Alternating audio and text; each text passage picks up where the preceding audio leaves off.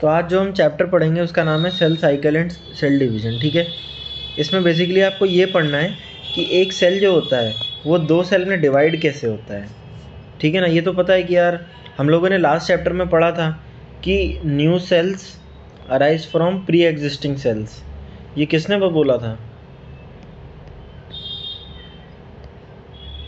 Rudolf वर्चो ने बोला था, ठीक है।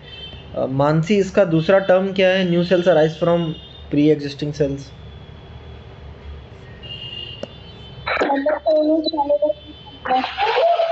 हाँ, ओमनी सेलुलर, ई सेलुलर, ठीक है।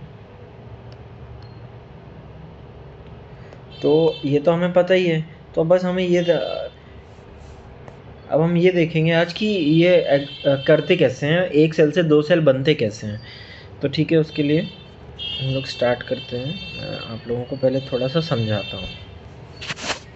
तो देखो भाई, जो हमारे सेल डिवीज़न होते हैं, बेसिकली सेल डिवीज़न हमारे 2 तरह के होते हैं। एक होता है माइटोसिस और एक होता है मियोसिस।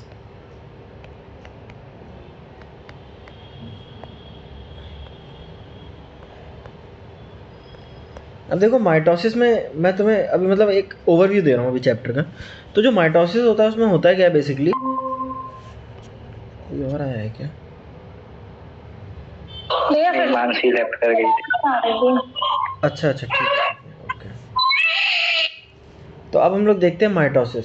तो माइटोसिस जो है, माइटोसिस में क्या होता है कि अगर हमारा कोई एक सेल है जिसकी प्लॉइडी 2n है, तो उससे जो हमारी दोनों प्रोजनी बनेगी उनकी प्लॉइडी 2n ही रहेगी।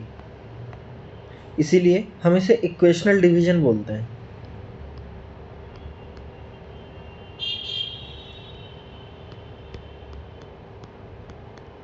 फिर आता है मियोसिस। मियोसिस में क्या होता है कि अगर कोई 2n ऑर्गेनिज्म है तो वो 4 बनाएगा ऑफस्प्रिंग, और चारों nn होंगे।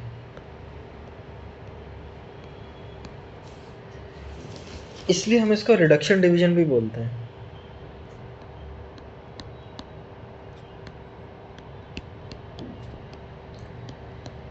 और जो मियोसिस होता है हमारा, ये इसका मतलब मोस्ट कॉमनली यूज़ कहाँ आता है? गैमीट फॉर्मेशन में, ठीक है। क्योंकि भाई वहीं पे तो हमें ये 2n से n करने की ज़रूरत पड़ेगी, है ना। बाकी हर जगह तो 2n से 2n ही करना है। नॉर्मल सेल है, उसको डिवाइड करना है। लेकिन जब सेल को अपनी प्लॉइडी कम करके डिवाइड करना है तो वो हमारे गैमीट फॉर्मेशन में होता है। और माइटोसिस का कहाँ काम आता है? माइटोसिस का काम आता है जैसे बॉडी रिपेयर में। बॉडी के कोई टिश्यू मान लो डैमेज हो गया तो उसके रिपेयर में, जनरल बॉडी ग्रोथ में, है ना, उसमें हमारा माइटोसिस का यूज़ आता है। इसके बाद जो हमारी माइटोसिस होती है ना, उसमें क्या होता है, हमारा कोई भी रिकॉम्बिनेशन नहीं होता। तो इसके लिए न्यू जेनेटिक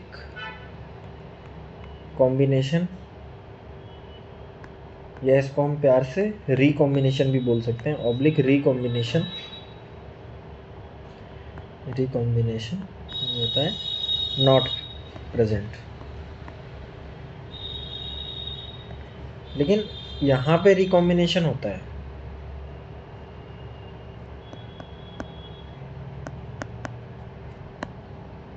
तो यहाँ पे हमें नए जेनेटिक कॉन्स्टिट्यूशन, नए जेनेटिक कंपोजिशन भी मिल जाते हैं। फिर जो हमारा माइटोसिस होता है ना, उसमें क्या होता है, एक साइकिल चलती है डिवीजन की, वन साइकिल ऑफ डिवीजन, और एक ही साइकिल चलती है डीएनए रेप्लिकेशन की।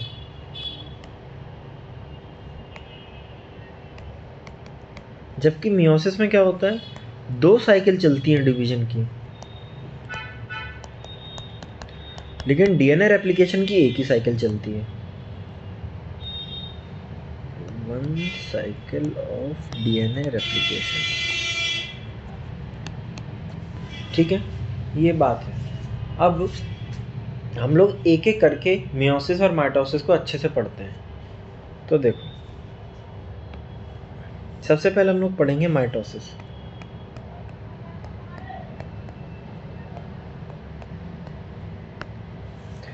अभी क्लास में कौन कौन है एक बार बताना फिर से।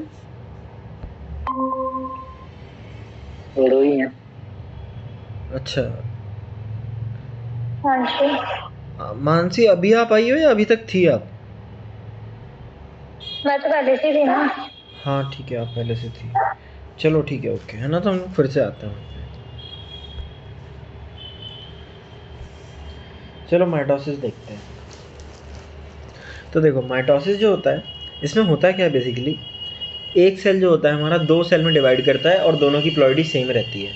तो हम लोग एक पूरी सेल साइकिल के उसमें समझेंगे। देखो जो सेल साइकिल होती है वो बेसिकली दो पार्ट में डिवाइडेड होती है। इसमें पहला पार्ट होता है इंटरफेज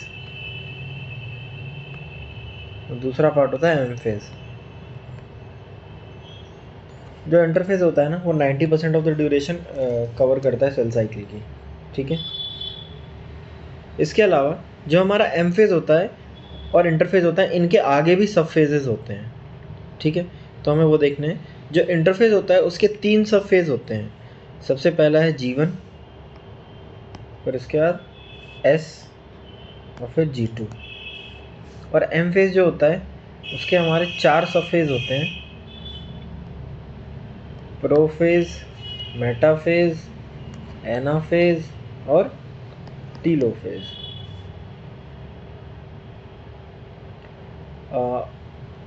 इसमें एक और बात है यार, अभी ना मुझे एक ऐप मिली एस्ट्रोटॉक ना। देखो जो हमारी सेल साइकिल होती है ना, वो ये इंटरफेज और एमफेज ये जो बताया, ये ऐसा नहीं है एक्चुअली, ऐसा है। देखो ये सेल साइकिल के पार्ट नहीं है, ऐसा। सेल साइकिल जो होती है उसके दो पार्ट होते हैं। एक होता है, इसको रब कर देते हैं। सेल साइकिल के दो पार्ट होते हैं, एक होता है कैरियोकाइनेसिस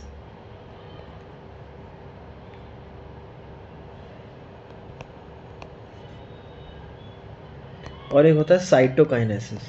साइटोकाइनेसिस।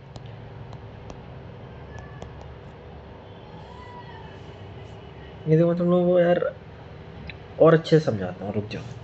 पहले हम लोग यहाँ नया पेज पे अच्छे से समझ। देखो मान लो मेरा ये एक सेल है, ये वाला जो मेरा सेल है, इस सेल के अंदर एक न्यूक्लियस है, इस सेल के अंदर बाकी सारी ऑर्गेनेली है। अब मेरे इस सेल को डिवाइड करना है, तो इस सेल में क्या होगा, सबसे पहले जो इसके अंदर जो डीएनए होगा वो डीएनए अपने आप को डबल कर लेगा।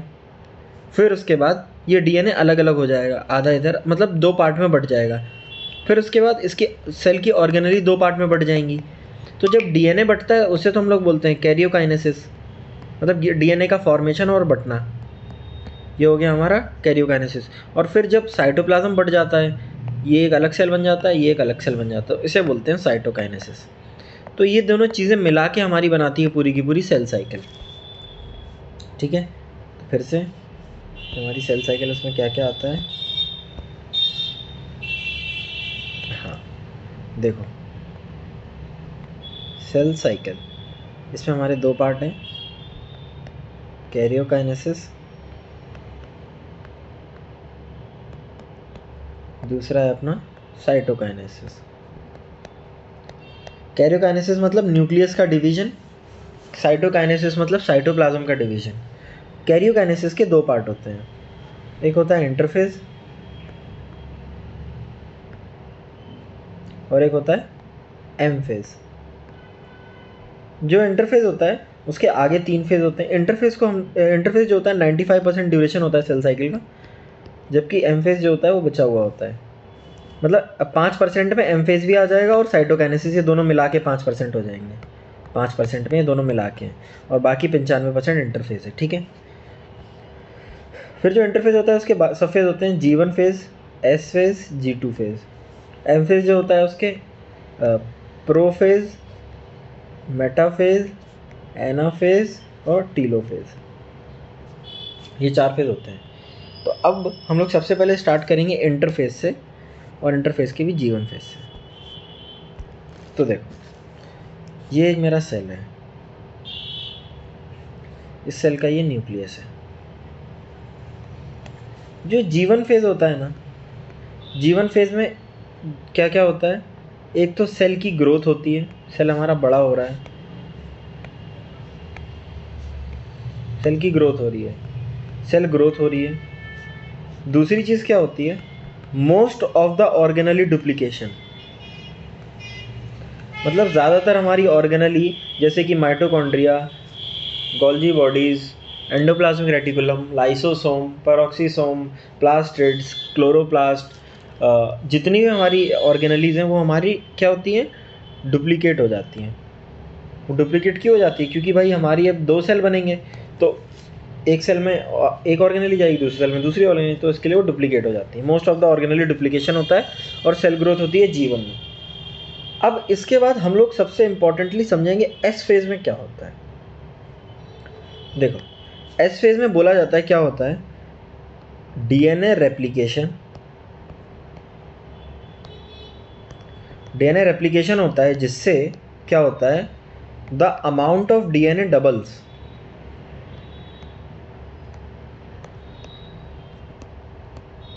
डीएनए डबल हो जाता है,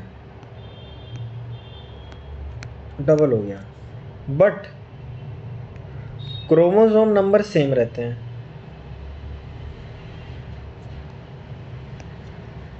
रिमेन सेम। इस पॉइंट को बहुत ज़्यादा ध्यान से समझो भाई। ये पॉइंट अगर तुम्हें समझ में आ गया तो अपने आप हो जाएगा पूरा चैप्टर। ठीक है, देखो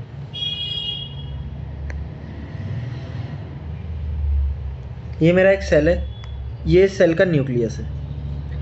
इस सेल में अभी इतना डीएनए है, ठीक है। अब इस डीएनए को होना है रेप्लिकेट। मान लो ये हमारा डीएनए है, मान लो 2 पिकोग्राम है, पीजी लिख देते हैं, पिकोग्राम, 2 पिकोग्राम डीएनए है सेल में। अब एस फेज के बाद क्या होगा, जो हमारा सेल है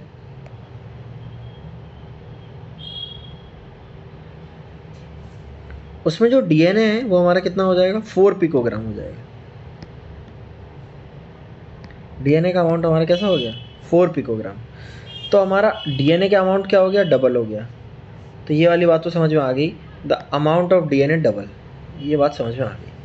अब ये देखो, but the chromosome number remain same, इसका क्या मतलब है, देखो। अब भाई क्योंकि सेल डिवीजन में आ रहा है, देखो नॉर्मली आप कोई भी सेल का, नॉर्मली अगर आप कोई भी सेल देखोगे उसका अंदर डीएनए, मतलब न्यूक्लियस के अंदर डीएनए देखोगे तो आपको ऐसे ऐसे मिलेगा क्रोमैटिन के फॉर्म में, मतलब क्रोमोसोम नहीं मिलेंगे आपको कभी भी। नॉर्मली ऐसे बस क्रोमैटिन मिलेगी आपको पूरे न्यूक्लियस में, ऐसे फैली हुई क्रोमैटिन।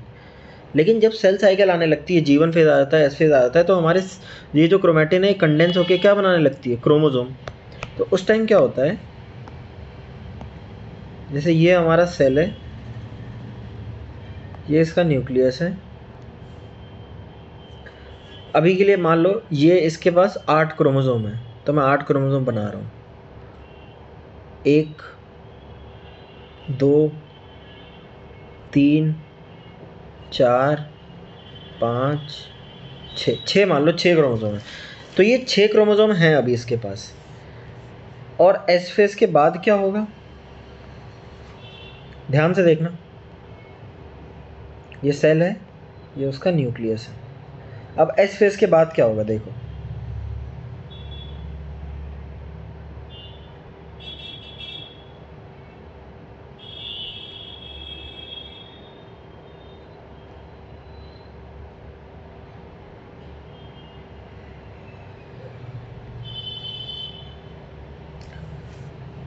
यहाँ पे देखो, जितना डीएनए था एक एक स्ट्रैंड था, यहाँ पे क्रोमोसोम डबल वाला हो गया, मतलब दो क्रोमेटिड आ गए इसमें। यहाँ पे एक ही क्रोमेटिड था एक क्रोमोसोम में, यहाँ पे यहाँ पे यहाँ पे यहाँ पे यहाँ पे यहाँ 2 क्रोमेटिड आ गए। तो अमाउंट ऑफ डीएनए क्या हुआ, डबल हो गया। लेकिन क्रोमोसोम नंबर अभी भी कितना है, 1 2 3 4 5 6, यहाँ पे भी 1 2 3 4 5 6। ये बात समझ में आई कि नहीं आई, ये बता दो यार मुझे। हाँ भैया, आ गई ना मानसी, आपको आ गई? हाँ भैया। ठीक है, ये सबसे इंपॉर्टेंट बात थी जो हमें समझना था कि एस फेज में क्या होता है, डीएनए का डुप्लीकेशन तो हो जाता है लेकिन क्रोमोसोम नंबर फिर भी बराबर कैसे रह जाते हैं, क्योंकि जब एक ही क्रोमेटिड था और अब एस फेज के बाद हमारे एक क्रोमोसोम में 2 क्रोमेटिड आ गए। अब भाई ये एक क्रोमेटिड है तो हमारा एक ही इसको गिनेंगे, अब 2 क्रोमेटिड आ गए तो भी क्रोमोसोम तो एक ही गिनेंगे इसको। तो क्रोमोसोम नंबर क्या रहता है, सेम रहता है, बस अमाउंट ऑफ डीएनए हो जाता है डबल। तो एस फेज़ की ये बात याद रहेगी। अब इसके बाद और तो एस फेज़ में हमने क्या क्या पढ़ा, जो भी है मैं लिखता हूँ इसके नोट्स बना लिया करो, ठीक है।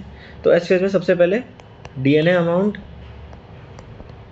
डीएनए का अमाउंट डबल हो गया, जबकि क्रोमोसोम नंबर रिमेन सेम। एक और चीज़ होती है एस फेज़ में, ये होती है केवल और केवल एनिमल सेल में। एनिमल सेल में क्या होता है, एस फेज़ में हमारा जो सेंट्रियोल होता है ना, सेंट्रियोल, ये केवल एनिमल सेल में ही पाया जाता है। तो ये जो सेंट्रियोल होता है ये भी डिवाइड करता है।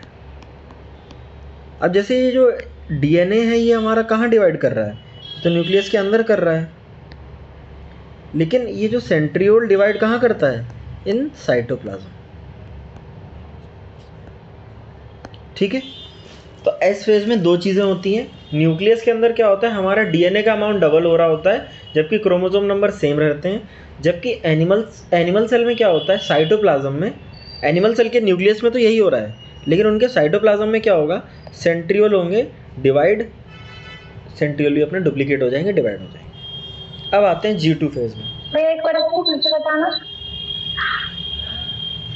सेंट्रियोल याद है आपको, हम लोगों ने पढ़ा था, जो सेंट्रियोल होता है, सेंट्रियोल से हमारे वो बेसल बॉडी बनाते हैं फ्लैजिला की, फिर उसके बाद सेंट्रोसोम बनाते हैं, स्पिंडल फाइबर वाइबर वहीं से ओरिजिनेट करते हैं। ये सेंट्रियोल बहुत इंपॉर्टेंट पार्ट है, ऐसा रहता है ना। तो जो सेंट्रियोल होता है वो हमारा एनिमल सेल में क्या होता है, डिवाइड करता है साइटोप्लाज्म में इन एस फेज। एस फेज का अगर आपसे काम पूछा जाए तो पहला तो यही काम है कि डीएनए का अमाउंट हो जाएगा डबल, क्रोमोसोम रहेंगे सेम, ये हमारा बेसिक काम है। एक सेकंड रुकना, एक second. Good evening sir. Sir चलो ठीक है ना, आगे देखते हैं हम लोग। हाँ, तो मैं ये बता रहा था मानसी, देखो एस फेज का अगर कोई काम पूछे तो उसको यही बताना है कि डीएनए का अमाउंट डबल हो जाता है, जबकि क्रोमोसोम नंबर सेम रहते हैं। लेकिन अगर ये पूछे कि एनिमल सेल में भी क्या होता है, तो एनिमल सेल में क्या होता है, न्यूक्लियस में तो यही है, डीएनए का अमाउंट ये रहता है, लेकिन एनिमल सेल में साइटोप्लाज्म में सेंट्रियोल भी डिवाइड हो रहे होते हैं। क्योंकि देखो इससे पहले मैंने आप लोगों को क्या बताया था, जीवन में बताया था ना मैंने कि हमारे most of the organelle duplication हो जाता है। तो यहाँ पे बाकी सारे ऑर्गेनली तो डुप्लीकेट हो जाती हैं अपनी, लेकिन सेंट्रियोल रह जाते हैं एनिमल सेल में सेंट्रियोल नहीं डुप्लीकेट हो पाते जीवन फेज में, तो वो एस फेज में आके होते हैं। सिर्फ एनिमल सेल की बात है, आगे बात समझ में? हाँ भैया। चलो ठीक है, ओके, आगे चलते हैं हम लोग G2 फेज में। G2 फेज का कोई काम नहीं है। G2 फेज में बस एक काम याद रखना कि हमारा सेल की ग्रोथ होती रहेगी, वही जो हो रही थी, और दूसरी जो हमारी आगे कैरियोकाइनेसिस और साइटोकाइनेसिस के लिए प्रोटीन्स होते हैं ना, वो प्रोटीन्स का सिंथेसिस होता है इस फेज में, ये काम होता है बस इसका, ठीक है। अब हम लोग एक बार इन सब चीज़ों को NCERT से रीड मारते हैं। आ जाओ भाई, देखो cell cycle and cell division.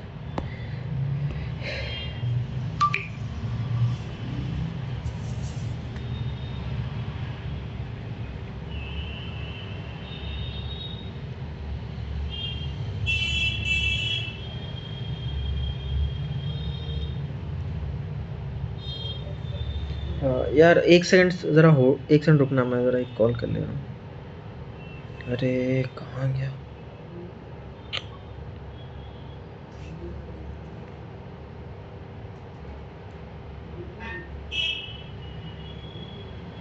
इसका वीडियो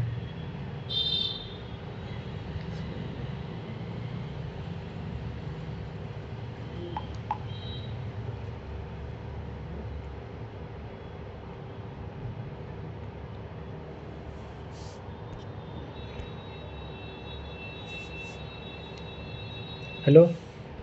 तो देखो जो हमारी सेल साइकिल है, सेल साइकिल में यहाँ पे लिखा है 3 इवेंट्स होते हैं बेसिकली। पहला है सेल डिवीजन, दूसरा है डीएनए रेप्लिकेशन, तीसरा है सेल ग्रोथ।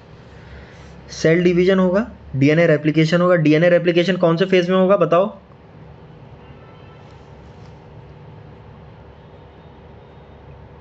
बताओ भाई। क्या भैया? डीएनए एस रेप्लिकेशन फेज में। हाँ एस फेज में होगा, ओके ठीक है। और हमारी सेल ग्रोथ होगी। इसके बाद the sequence of events by which cell duplicates its genome, synthesize the other constituents of the cell and eventually divides into 2 daughter cell is termed as cell cycle। इसे हम cell cycle बोलते हैं, ठीक है। फिर उसके हाँ, ये एक पॉइंट यहाँ पे जो लिखा हुआ है इसको ज़रा ध्यान से आप लोग पढ़ो। देखो यहाँ पे क्या लिखा हुआ है कि although cell growth in terms of cytoplasmic increase is a continuous process, मतलब सेल हमारा इतना छोटा है, फिर वो और बड़ा हो जाएगा, फिर वो और बड़ा हो जाएगा, फिर वो और बड़ा हो जाएगा, ये तो होता रहता है। मतलब साइटोप्लाज्म तो हमेशा बढ़ता रहता है, साइटोप्लाज्म के टर्म्स में सेल ग्रोथ हमेशा होती रहती है। लेकिन डीएनए सिंथेसिस सिर्फ एक ही बार होता है। कब होता है? जब हमारी सेल साइकिल में सेल हमारा डिवाइड कर रहा होता है एस फेज में, ठीक है। तो हमारा सेल ग्रोथ तो हमेशा चलती रहेगी, लेकिन डीएनए का सिंथेसिस सिर्फ एक ही बार होगा। ओके, हाँ, और ये एक बहुत इंपॉर्टेंट पॉइंट है, these events are themselves under genetic control. ये इवेंट सारे हमारे किसके कंट्रोल में रहते हैं कि भाई सेल साइकिल कैसी चल रही है, इसमें कैसे प्रोटीन्स बन रहे हैं, क्या हो रहा है क्या नहीं हो रहा है, जेनेटिक कंट्रोल में रहती है। मतलब जो जीन होते हैं वो जीन कंट्रोल करते हैं, ठीक है ना। ये ओके। अच्छा, तुम लोगों को ये पता है जीन क्या होता है? बताओ। क्रोमोसोम। देखो ऐसा है, मैं तुम लोगों को थोड़ा सा समझाता हूँ, ये बात समझना। ये मतलब क्या इंपॉर्टेंट बात है ना, इसलिए देखो, जैसे मान लो, देखो सबसे बेसिक जो होता है, मैं डीएनए की पैकेजिंग समझा रहा हूँ तुम लोगों को। देखो ये मेरे पास डीएनए रखा है, ये मेरा पूरा डीएनए है, समझ रहे हो ये क्या है? मतलब अगर मैं इसको तुम्हें मैग्नीफाई करके दिखाऊं, अगर मैं इस चीज़ को तुम्हें बड़ा करके दिखाऊं तो ऐसा होगा। इसमें क्या होगा? यहाँ से ए लगा होगा, यहाँ पे ए के सामने क्या होता है? जी। सी के सामने क्या होता है? टी। इनके बीच में दो, इनके बीच में दो, इनके बीच में 3 बॉन्ड, ये सब ATGC ये सब पता है ना तुम लोगों को। तो ये हमारा मान लो डीएनए है, ये डीएनए पूरा, ये यहाँ पे मैंने ये दिखाया हुआ है तुम्हें, ये रखा हुआ है डीएनए। अब इस डीएनए के छोटे छोटे फ्रेगमेंट्स को, डीएनए का छोटा पार्ट, अब भाई ये जो डीएनए का छोटा पार्ट है, ये मान लो एक ये पार्ट है, इसमें हमारी ऐसी कोडिंग होगी, ऐसी जो कोडिंग होगी उससे क्या बनेगा? mRNA बनेगा, और फाइनली उससे प्रोटीन बनेगा। तो हम लोग बोलते हैं a small segment of DNA which is coding for any protein is known as gene. तो जीन क्या होता है? Small segment of DNA, DNA का स्मॉल सा सेगमेंट। अब ये भाई हमारा जब डीएनए है, इस डीएनए को हम लोग क्या करते हैं, यूकैरियोट्स की बात कर रहा हूँ, एक प्रोटीन आता है हमारा हिस्टोन प्रोटीन। हिस्टोन प्रोटीन पे हम लोग इसे रैप करते हैं। हमने इसे रैप कर लिया, फिर रैप करने के बाद हम लोग इस स्ट्रक्चर को बोलते हैं न्यूक्लियोसोम। फिर हम इसको ऐसे रैप करते जाते हैं, कई सारे हिस्टोन ऐसे ऐसे, तो हमारा ये एक मतलब ऐसा स्ट्रक्चर दिखता है। अगर हम इसको उसमें देखेंगे माइक्रोस्कोप में, तो ये हमें स्ट्रक्चर ऐसा, जैसे इसको हमने और छोटा कर दिया है, तो ये आता है बीड्स ऑन स्ट्रिंग अपीयरेंस। यही हमारा कैसा दिखता है? ये हमारा होता है क्रोमैटिन, ये हमारा क्रोमैटिन होता है। ये हमारा कैसा दिखता है? Beed on string appearance. तो नॉर्मली हमेशा हमें क्रोमैटिन ही मिलता है सेल में, और अब क्रोमैटिन भी जब कंडेंस होने लगता है वो होता है सेल साइकिल में।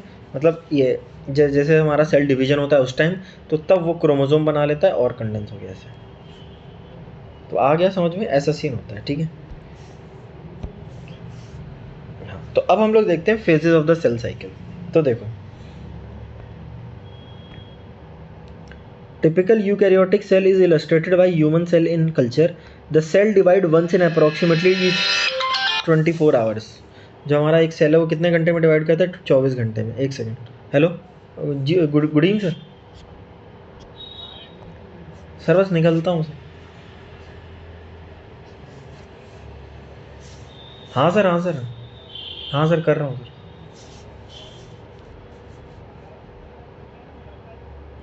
जी सर, जी सर, ठीक है सर, ठीक है सर, गुड नाइट सर। जी सर, जी आजा आजा आजा। Good evening sir. हाँ सुन भाई, मैंने तेरे फ़ोन पे लिस्ट भेजी है, तो वो सामान ले आना सारे, और वो रखिए, गाड़ी की चाबी ले, ठीक है। ब्लैक कलर की है, देखा है ना? जी सर। और इसका जो भी मैसेज होगा कटारे सर को करना, ठीक है? जी सर। समझ गया ना क्या करना है? जी सर। सामान लेके आना और सब वहीं पे रख देना 44 में, कटारे सर के रूम जी पे। सर। बस गाड़ी की चाबी ला के मैं कर देना, ठीक है? चले जा, चले। और हाँ, एक सेकंड, हाँ, और अगर सर मान ले वहाँ पे मिल जाए तेरे को और पूछे कहाँ है, तो बोल देना कि सर वो सर ने फ़ोन किया था और बोला था मेरे रूम में से गाड़ी की चाबी ले ले, सर नहीं तो रूम पे, ऐसा कर देना, ठीक है? चले। Night sir. Good night, good night. यार सॉरी यार, थोड़ा डिस्टर्बेंस हो गया। ठीक है, हम लोग फिर से स्टार्ट करते हैं। ठीक है, तुम लोग हो ना, मतलब जिंदा हो? ठीक है, आवाज़ आ रही हाँ है? भैया। हाँ ये जिंदा है। जिंदा है। सॉरी यार, वो एक्चुअली मतलब कभी कभार हॉस्टल में आप लोगों को तो पता ही है यार, मेडिकल कॉलेज में चलता रहता है कुछ ना कुछ उल्टा सीधा सीन। ठीक है, ओके ओके, तो हम लोग अब स्टार्ट करते हैं अच्छे से। बिल्कुल, phases of the cell cycle. तो देखो, जो हमारा एक सेल साइकिल होती है ह्यूमन में, इसकी ड्यूरेशन दी है 24 घंटे। मतलब हमारा एक सेल 2 सेल में डिवाइड हो जाता है 24 घंटे में। ठीक है, वैसे यीस्ट में इसकी क्या ड्यूरेशन दी है? 90 मिनट। 90 मिनट मतलब 1.5 घंटे में हमारा एक सेल 2 सेल में डिवाइड हो जाता है। ये यीस्ट में होता है। ये दोनों ही डेटा याद करना है आपको अच्छे से। तो नॉर्मली ह्यूमन सेल में कितने में होता है? 24 घंटे में, जबकि यीस्ट में होता है 90 मिनट। 94। फिर जो हमारा सेल साइकिल होती है वो 2 फेज़ में डिवाइडेड होती है, एक इंटरफेज और एक एम फेज़। एम फेज़ को माइटोसिस फेज़ भी बोलते हैं। फिर देखो, the M phase represents the phase where the actual cell division और माइटोसिस अकर्स। ये पॉइंट बहुत इंपॉर्टेंट है। इसमें ये क्वेश्चन डायरेक्टली आता है कि एक्चुअल सेल डिवीजन कहाँ होता है, तो वो होता है हमारा एम फेज़ में। ठीक है, तो हमारा एम फेज़ में होता है actual cell division. And the interphase represents the phase between 2 successive M phase. ये देखो, ये हमारी सेल साइकिल है ये। तो इसमें क्या है, ये हमारा G1 फेज़ है, ये S फेज़ है, ये G2 फेज़ है। ये तीनों ही मिला के तो हमारे इंटरफेज हो गए। तो ये जो मैंने ब्लू से मार्क किया ये इंटरफेज हो गया, और ये जो हमारा ये बचा, ये काला काला वाला, ये पूरा हमारा क्या हो गया? ये हो गया हमारा एम फेज़। तो एम फेज़ और इंटरफेज मिला के इन्होंने ही हमारी सेल साइकिल बनाई है। तो इसमें से हम लोग अगर ये पूछें कि एक्चुअल सेल डिवीजन कहाँ होता है, तो हम बोलेंगे एम फेज़ में। क्योंकि ये जो इंटरफेज़ है ना, ये वाला इंटरफेज़, इसमें तो सेल अपने आप को प्रिपेयर कर रहा है डिवाइड होने के लिए। एक्चुअल सेल डिवीजन कहाँ होता है? एम फेज़ में। ठीक है, एम फेज। और एक ये मान लो, एक ये इंटरफेज़ आया, फिर इसके बाद एक एम फेज़ आएगा, फिर से इंटरफेज़ आएगा। तो हम लोग बोल सकते हैं एम फेज़ क्या है? 2 इंटरफेज़ के बीच का ड्यूरेशन। या फिर ये भी बोल सकते हैं कि इंटरफेज़ क्या है? 2 एम फेज़ के बीच का ड्यूरेशन, है ना? ठीक है, ओके।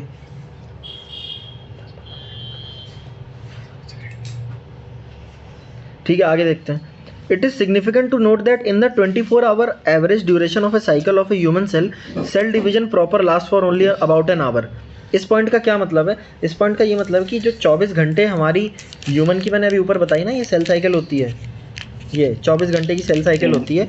इस 24 घंटे में से एम फेज़ जो है वो सिर्फ 1 घंटे का ही होता है ना? एक्चुअल सेल डिवीजन लिखा है ना कि cell division proper last for only about an hour. तो एम फेज़ जो होती है वो 1 घंटे की होती है, और बाकी की जो इंटरफेज होती है वो कितने घंटे की होगी? 23 घंटे की, 23 घंटे की। ठीक है, ओके, बढ़िया है। ठीक है मानसी, आपको समझ में आ रहा है ना? हाँ भैया। हाँ ठीक है, ओके। ये जो एम फेज़ है ये 1 घंटे की कैसी हुई? क्योंकि अभी हमने पढ़ा था ना कि 5% ही एम फेज़ होती है, 95% तो इंटरफेज़ होती है। तो उससे अगर निकालेंगे 24 घंटे का 10% कितना हो जाएगा? 2.4 आवर्स, और 5% हो जाएगा 1.2 आवर्स, तो मतलब अराउंड 1 आवर ही। तो 1 घंटे की एम फेज़ हो गई, बाकी 23 घंटे की हमारी क्या हो गई? इंटरफेस। ऐसा सीन होता है। ठीक है, तो ये पॉइंट अच्छे से याद कर लेना। अब हम लोग देखते हैं, देखो, the M phase starts with nuclear division corresponding to the separation of daughter chromosomes, karyokinesis. सबसे पहले होगी karyokinesis, and usually ends with the division of cytoplasm, cytokinesis. और फाइनली हमारी साइटोकाइनेसिस हो जाती है। इसमें साइटोप्लाज्म हमारा डिवाइड हो जाता है। ठीक है, तब जाके हमारी, मतलब हम लोग मानते हैं कि पूरा सेल डिवीजन हुआ है। द इंटरफेस दो कॉल्ड द रेस्टिंग फेस। ये पॉइंट बहुत इंपॉर्टेंट है। इंटरफेस का दूसरा नाम ये यहाँ पे लिख लो। इंटरफेस को हम लोग क्या बुलाते हैं? Resting face.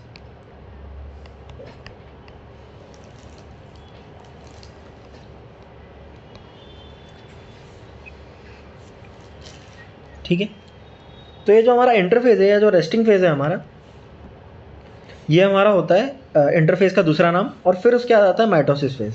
तो अब हम लोग सबसे पहले इंटरफेस को देखेंगे, जो हमारे 3 डीप फेज में डिवाइडेड है। G1 का फुल फॉर्म होता है गैप 1, S फेज का होता है सिंथेसिस फेज, और G2 का होता है गैप 2। जो S फेज है सिंथेसिस फेज क्यों बोलते हैं? क्योंकि यहाँ सिंथेसिस होता है हमारे DNA का, सिंथेसिस और DNA। अब देखो, ये लिखा है कि G1 phase correspond to the interval between mitosis and initiation of DNA replication. ये देखो, इनिशिएशन ऑफ डीएनए रेप्लिकेशन कहाँ होगा? एस फेज में। और जीवन से जस्ट पहले क्या होता है? माइटोसिस। तो ये बोल रहा है कि माइटोसिस और एस के बीच में आता है जीवन। वो तो वैसे भी आता है, ये रहा माइटोसिस और ये रहा हमारा एस, तो इनके बीच में आता है ये जीवन। ठीक है, अब इसमें ये लिखा है during G one phase the cell is metabolically active continuously grow but does not replicate its DNA, क्योंकि वो तो हमारा एस फेज में होगा। लेकिन इसमें वो बात नहीं लिखी है कि हमारा जो सेल की ऑर्गेनलीज हैं वो डिवाइड करती हैं जीवन फेज में। तो उसके लिए हम लोग चलेंगे समरी में। आप लोग भी मेरे साथ साथ चलो समरी में। पहुंच गए। हाँ, अब ये वाला देखो, यहाँ लिखा हुआ है कि G one phase is the period when the cell grows and carries out normal metabolism. Most of the organelle duplication also occur during this phase. ये पॉइंट अंडरलाइन कर लिया जाए क्योंकि ये सिर्फ समरी में दिया है इन्होंने। ठीक है, यहाँ पे स्टार भी मार देते हैं। Most of the organelle duplication कहाँ होता है? जीवन फेज में। फिर उसके बाद G2 और फिर उसके बाद S। अब S सॉरी मतलब पहले S फिर उसका G2। S का तो मैं बता दिया मैंने, डीएनए हमारा डबल होता है, यहाँ पे लिखा है marks the period during which DNA synthesis replication takes place. अब अगर हमारा डीएनए 2C है तो उसका अमाउंट 4C हो जाएगा, लेकिन the number of chromosome remains the same. ये बात याद रखनी है, ठीक है, रिमेन्स क्रोमोजोम नंबर सेम रहेगा। फिर ये लिखा है कि in animal cell during the S phase DNA replication begin in the nucleus and centriole duplicate in the cytoplasm. तो एनिमल सेल में क्या होता है? हमारे सेंट्रियोल भी डुप्लीकेट करते हैं उस टाइम साइटोप्लाज्म में एस फेज में, जब हमारा डीएनए डुप्लीकेट कर रहा होता है न्यूक्लियस में। ठीक है, और फाइनली G2 में तो यही लिखा है proteins are synthesised in preparation for mitosis while cell growth continues. ठीक है, ओके। अब आते हैं हम लोग इसके आगे। इसके आगे हमें एक और बात ये लिखी हुई है, कुछ हमारे ऐसे सेल्स हैं जो कि क्या करते हैं, पूरे डिवाइड हो जाते, मतलब पूरे ग्रो करने के बाद फिर डिवाइड नहीं करते आगे। डिवाइड वो तब करते हैं जब उनकी मतलब डिवाइड करने की ज़रूरत होती है, नॉर्मली वो डिवाइड नहीं करते। तो अगर वो नॉर्मली डिवाइड नहीं करते, हम बोलते हैं नॉर्मली वो सेल हमारे कौन से स्टेज में? क्विसेंट स्टेज में। ठीक है, क्विसेंट स्टेज का दूसरा नाम है G0 स्टेज। देखो यहाँ पे देखो यहाँ पे ये जो G0 वाला, ये सेल साइकिल के बाहर आ गए हैं। तो सेल साइकिल से तो एग्जिट कर गए हैं, ये बात सही है, लेकिन अभी भी ये सेल मेटाबॉलिकली एक्टिव है। मेटाबॉलिकली एक्टिव का मतलब इनके अंदर बाकी सारी मेटाबॉलिज्म सब चल रहा है इनके अंदर, बस ये डिवाइड नहीं कर रहे क्योंकि अभी इनकी ज़रूरत ही नहीं है बॉडी को। जितने हमें सेल्स चाहिए वो हमारे पास हैं, बॉडी को ज़रूरत ही नहीं है, तो इसीलिए हमारे बस अलग से रखे हुए हैं।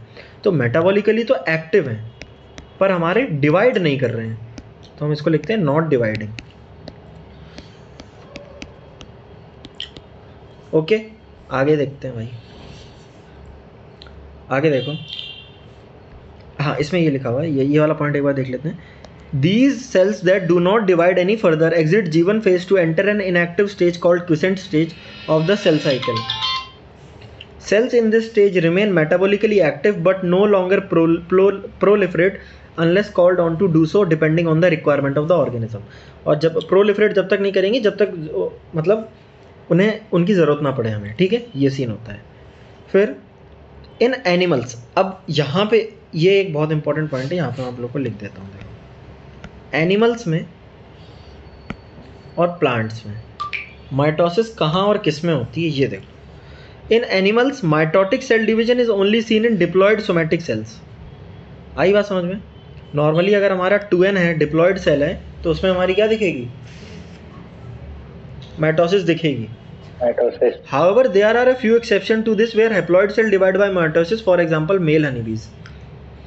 Against this, the plant can show mitotic division in both haploid and diploid cell. इसका क्या मतलब है कि हमारे जो प्लांट हैं, प्लांट में तो चाहे हैप्लॉइड हो, N हो, चाहे 2N हो, ये दोनों के दोनों क्या करेंगे? माइटोसिस करेंगे। लेकिन एनिमल्स में सिर्फ डिप्लॉयड सेल ही माइटोसिस करते हैं, लेकिन इसका एक एक्सेप्शन है, वो क्या है? Honey bee. क्योंकि हनी बी का आप लोगों को याद होगा, ड्रोन जो होता है, ड्रोन होता है हमारा हैप्लॉइड, और वो हमारा स्पर्म बनाता है। तो वो स्पर्म, हैप्लॉइड से स्पर्म कैसे बनेगा? स्पर्म भी एन ही होता है, तो एन से एन बनने के लिए हमें क्या चाहिए? माइटोसिस। तो मतलब ऐसे समराइज करके याद करें तो हमारा प्लांट में हैप्लॉइड डिप्लॉइड दोनों के दोनों सेल्स क्या करते हैं, माइटोसिस करते हैं। एनिमल्स में सिर्फ डिप्लॉइड करते हैं, लेकिन इसका एक एक्सेप्शन है जो कि है हनी बीज। आ गई बात समझ में? हाँ भैया। हाँ